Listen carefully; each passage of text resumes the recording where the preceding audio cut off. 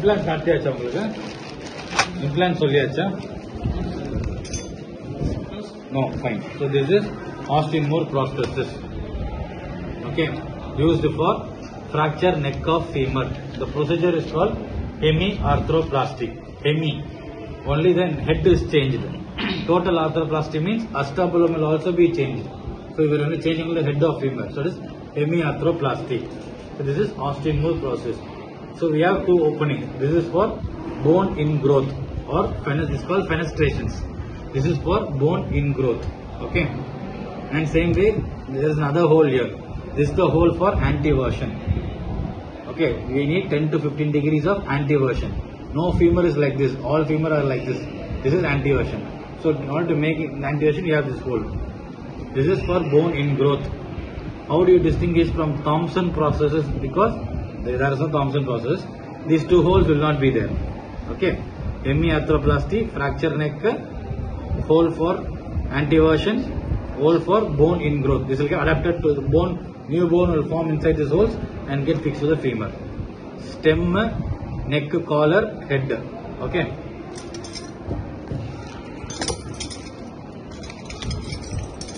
Next common question asked is, what is this? This is intramedullary interlocking nailing. Procedure is nailing. This is intramedullary interlock nail. Don't say IMIL. No, intramedullary interlocking nail. Okay, this is for tibia nail and this is femur nail. How do you distinguish tibia nail from femur nail? We have a bend here. This bend is called Herzog bend. Herzog. Herzog bend. Whereas the Herzog bend is absent in femur. This is to accommodate the anatomy of tibia. Tibia is a triangular bone, so it is come like this. So the patient will enter the nail like this. The Herzog bend faces anteriorly. It will face the doctor. When you operate, this will face the doctor. Okay, you will insert like this. The Herzog bend lies always anteriorly. How much degree is the Herzog bend? It is 11 degrees. 11. Okay. The presence of Herzog bend is for tibia nail only. Femur nail does not have a Herzog bend. Right? Okay. And there are two screw slots proximally. One is for static and dynamic. The oblong hole is for dynamic. Okay. The round hole is for static locking. Dynamic screw, both the same screw. But the procedure is dynamic locking, static locking. Okay.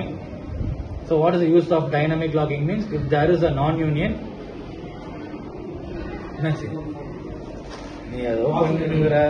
password தான் நீ சொன்னி அப்புறம்னா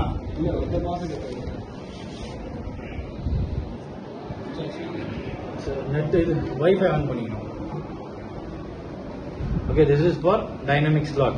What is the role of dynamization? Because if the fracture is not uniting, I will remove the static screw and I will ask the patient to wait there and walk. So that time the screw will move up. That is called dynamization. The procedure is called dynamization. Dynamic screw is an oblong hole. Static screw is a round hole. And lower one is all distal interlocking screws. Okay. So this is the femur nail. Same way you have a first one oblong one for dynamic screw, round one for static. Again lower here distal interlocking screws. The advantage is that it's locked proximal and distal. So the bone will not move. The rotational stability is maintained. Okay. So this is for femur nail and tibia nail also. So this is intramedullary. It goes inside the bone. So this is intramedullary interlocking. It's locked proximally, locked distally. So there is no rotational component. Intramedullary interlocking nail. Whereas this is a K nail and B nail we have. So this is a K nail where you have a clover tip. This is a clover tip. Behind you have a slot. This way I won't ask because I only have not seen this procedure. So you guys won't be asked. But still remember, the difference is there is no any locking system in this. So nowadays still this method is used in GH. Easy nail, 800 rupees. Just put it inside, patient can walk. But patient can go for malunion. And as there is no locking. Okay, the fracture also will be rounding around. Okay.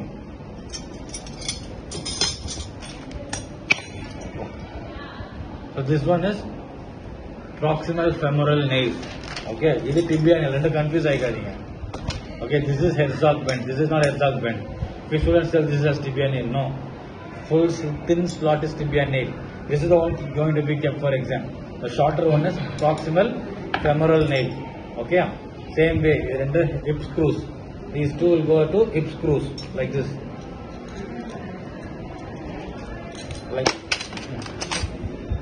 Like this will go for hip screws.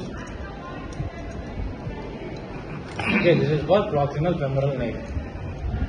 Same way you have distal screws. So where you will use this? You will use in intertrochanteric fractures most commonly. Okay, few subtrochanteric fractures. Okay, subtrochanteric fractures you might increase a long PFN also. This is short PFN. You know, just tell proximal femoral nail. Okay, 2 hip screws we have and 2 distal screws. Here you can see the oblong hole is for dynamic screw. Okay, same way. So if it is not going for uni, I will remove the static screw and ask the patient to weight bear. The main word is remove the static screw and ask the patient to weight bear and walk. So that is called dynamization. What is this? Huh? Name of the thing? No, very good. It's a steam and pin. It has a diamond tip. Okay, choker tip. It's a steam and pin. What is the difference between steam and what pin is this? What pin is this? What pin is that? Exam person. This is steam and pin. This is Shan's pin. Okay. What is the difference is Shan's pin has threads over the distal tip. Okay. So this is Shan's pin. SCHANZ. Shan's pin. And this one is steam and pin. Steam and pin is without threads. Remember. Okay. This is steam and pin. This is Shan's pin. Okay. Now the question is, where do you use this? Where do you use this?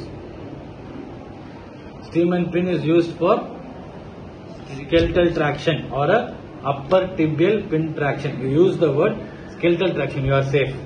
If you say upper tibial pin traction, they might ask you, then what about femur? What about calcaneum? So better word to use is skeletal traction. Okay, you put inside the bone, weight, suspend the weight, that will pull the bone, reduce the fracture above.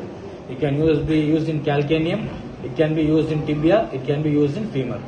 It's for traction, skeletal traction or pin traction. Okay, this is steam and pin. This is used where? In external fixator. So it is getting attached here. So it will be used in external fixator. So with the bone now, we will put multiple drills in the bone. For example, imagine this is your femur. So it will be, Shan's pin will be like this, drilled inside the bone. Okay, and then connected to a rod. Okay, so this is Shan's pin.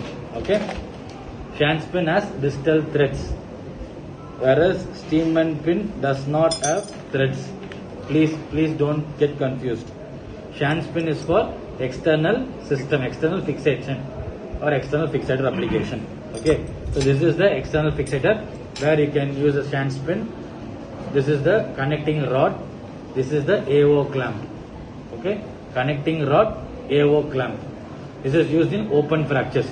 Your level you say open fractures. Enough. If they ask further, you just keep quiet. Nothing. It is used in open fracture as an emergency procedure. That's all. That is more than enough if you say.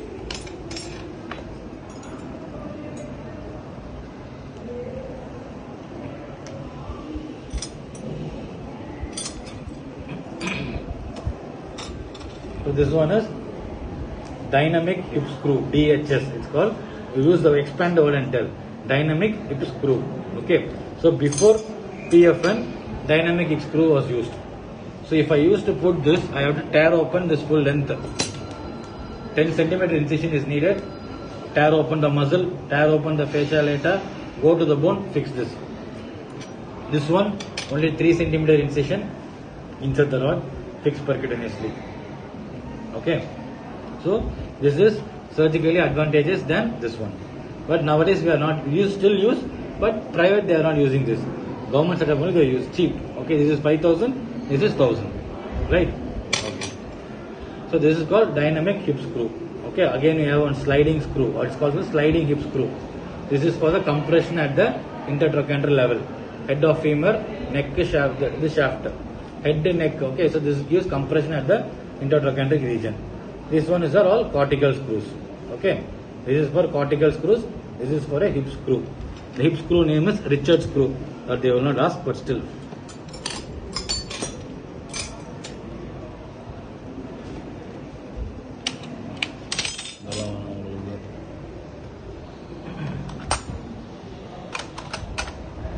So this is 1/3 tubular plate. 1/3 tubular plate. Don't tell it as DCP. It's 1/3 tubular. Okay, see only the 1/3 is not in contact. So it is 1/3 tubular plate. Okay, it is used for lateral malleolus fracture or a lower fibula fracture. Okay, with 1/3 tubular. It can be used in pediatric forearm fractures also. Okay, most commonly used in lateral malleolus fractures. Fixing lateral malleolus or lower 1/3 fibula. Okay, it's called 1/3 tubular plate.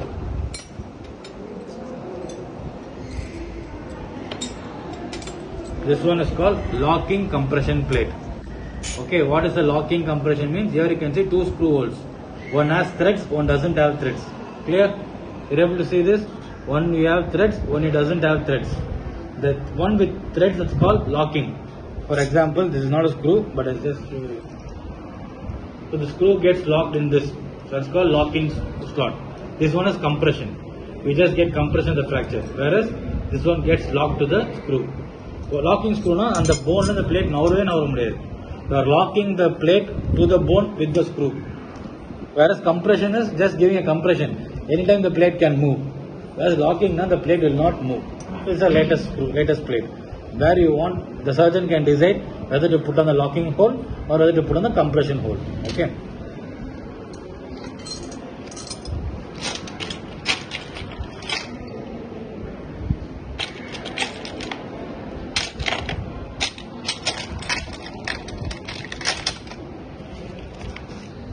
The 1/3 tubular plate is in there. There, okay. I'll keep this. This is safe for you. Yeah. Okay. This is the. This is DCP, dynamic compression plate, famous in orthopedics. Anywhere, any fracture in the long bone, fix it. Minimum you can fix with the DCP. Okay. So dynamic compression screw. Okay. You have to read, man. This cannot be taught. It has some principles, so they won't ask you. They just ask you what plate is this. You have to say it as dynamic compression plate. Where you will use forearm fractures, adult forearm. Okay, forearm fractures.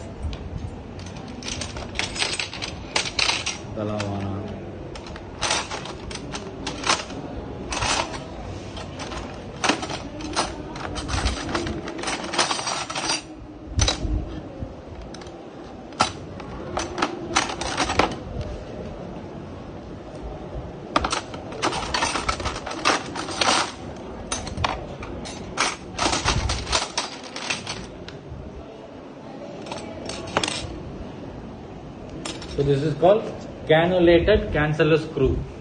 So this is cancellous. Okay. So this only end threads will be there. It's called why it's called cannulated, because it has a hole inside. You can see the hole. So you can put the guide wire inside. So sir might ask why you say it is cannulated. You can say that you can use insert the guide wire inside. Okay. So you can use percutaneous procedures. First you put the guide wire, then with the guide wire you insert the screw through the guide wire and tighten it up. So that's why we have a hole here. So when there is a hole, it is cannulated cancellous screw. When the same thing, when there is no hole, it is called cancellous screw. It's not there, but telling. Without a hole, it is cancellous. With the hole is cannulated cancellous screw. Okay.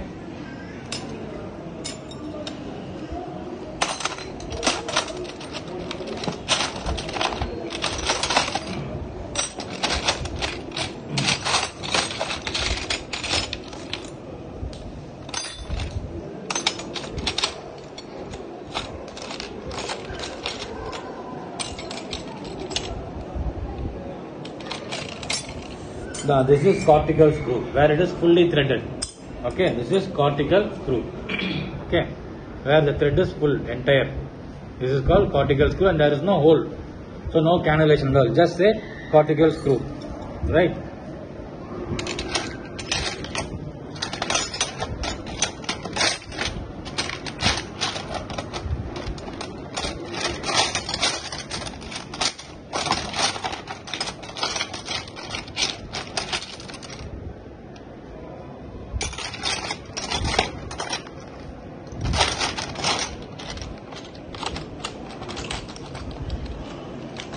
That's all, man. Only these will be kept. Any doubt so far?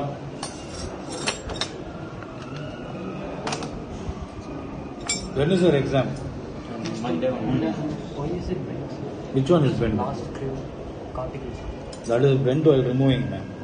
That's why I'm searching for some more screw. I know somebody will get confused with that. There are screw illiye perusa.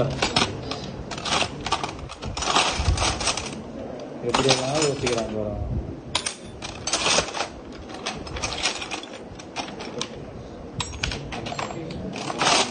So one more screw is there. Fine, we'll keep this. Okay. Same cortical screw only. Right? Papa, why not? திருப்பி ஏன்னா அந்த இடத்தாத்திலே போட்டு வச்சுருக்கேன். தனியா பேசணும். That's all. Any doubt? Instrument certificates. Sir, only these instruments. That's all. I'll keep it with me Sir, now. from the fractures, sir, and what are the fractures, sir? Intertractile Theory fractures, also, theory sir. In instruments you're asking. Instruments are X-ray. That is theory, man. That cannot be thought. No. Another one? Amma. Okay, take the pictures. You net to end, madam. Wi-Fi.